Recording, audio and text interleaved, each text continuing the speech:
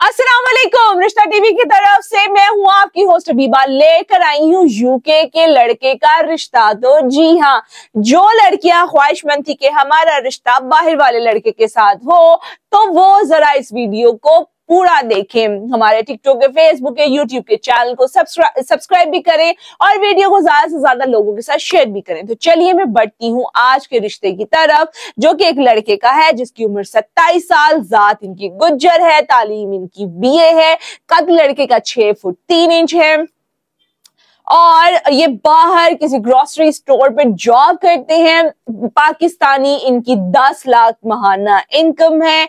ये 2 बहनें शादीशुदा है इनकी, 2 ही बहनें हैं इनकी और ये सबसे छोटे हैं। 4 मरले का जाती घर है। वालिद साहब इनके हयात नहीं है, रिहाइश इनके गुजरांवाला की है। तो जो वालिदैन इस लड़के के साथ शादी करने में इंटरेस्टेड है, वो जल्दी से फोन उठाए और स्क्रीन पे दिए गए नंबर के जरिए हमसे राब्ता करें और इस रिश्ते से मुतालिक बाकी की तफसीलात भी ले सकते हैं। आज के लिए इतना ही, मिलती हूँ अगली वीडियो में एक नए रिश्ते के साथ। तब तक अपना ख्याल रखिए। अल्लाह हाफिज।